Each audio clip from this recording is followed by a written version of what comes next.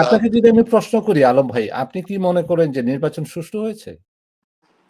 নির্বাচনের ব্যাপারে ছাত্রছাত্রীরা তো ম্যান্ডেট, তারা তো ঠিকমতো ভোট প্রদান করেছে, কিন্তু এখানে কতগুলি কনফিউশন সৃষ্টি হয়েছে আমার কাছে। যে ছাত্রদের অন্যান্য ছাত্র সংগঠন সবাই প্রত্যাখ্যান করছে, যেমন ভোট গণনার ব্যাপারে তারা মেশিন কেন ব্যবহার করলো, কেন ম্যানুয়ালি গণলো না, মেশিন ব্যবহার কেন করলো? যেমন জাহাঙ্গীরনগর ইউনিভার্সিটিতে আপনার ম্যানুয়ালি গণা হয়েছে, সেখানে প্রটেস্ট করতে পারে সবাই ম্যানুয়ালি গণনা করছে, মেশিন ব্যবহার করা হয় নাই। এখানে মেশিন ব্যবহার করা হলো। এটা ছাত্ররা কেন এটা আগে অপোজ করলো না, পরবর্তীতে তারা বুঝতে পারলো।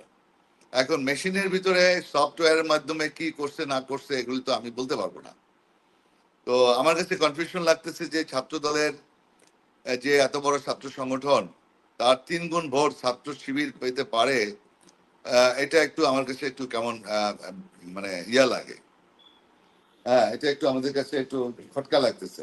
এখন এটা আপনি বলছেন যে ডাকসু নির্বাচনের কথা বলছেন? ঢাকা ইউনিভার্সিটিতে এত ব্যবধান কিভাবে হলো, এটা নিয়ে আপনার একটু মানে খুব চিন্তার ব্যাপার। তো যাই হোক, এখন আমরা যারাই নির্বাচিত হয়েছে আমরা সাধুবাদ জানাই, আমরা অভিনন্দন জানাই, কিন্তু তো এখানে আসলে জুলাই আগস্টের পরে ফ্যাসিবাদ বিরোধী যারা আমরা আন্দোলন করেছিলাম, বিজয় অর্জন করেছি, স্বৈরাচারকে গণঅভ্যুত্থানের মাধ্যমে বিদায় করেছি। আসলে এখন এই আমাদের ভিতরে একটা বিভেদ তৈরি করার একটা প্রক্রিয়া হিসেবে আমার মনে হইতেছে যে এই নির্বাচনগুলি দেওয়া হলো।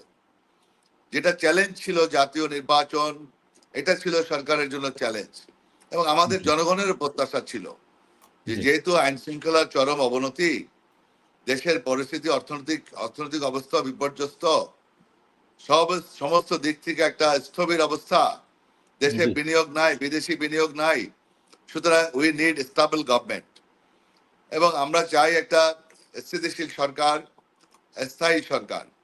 এখন এটা মানুষ তাকিয়ে আছে একটা স্থায়ী সরকারের জন্য, প্রশাসন যেমন তাকায় আছে, অ্যাট দি সেম টাইম দেশি বিদেশি বিনিয়োগকারীরাও তাকায় আছে। ফলে এখন আইন শৃঙ্খলার অবস্থাটাও খুব চরম অবনতির দিকে। এমত অবস্থায় এই সমস্ত নির্বাচন দিয়ে আপনার আমার কেন যেন মনে হয় এটা আমাদের কাদের লাভবান হচ্ছে, এই যে বিএনপি, জামাত, অন্যান্য সংগঠন, এনসিপি, আমরা ফ্যাসিবাদ বিরোধী একটা প্ল্যাটফর্মে এসে আমরা আন্দোলন করে ফ্যাসিবাদ মুক্ত করেছি, বাংলাদেশ স্বৈরাচার মুক্ত করেছি।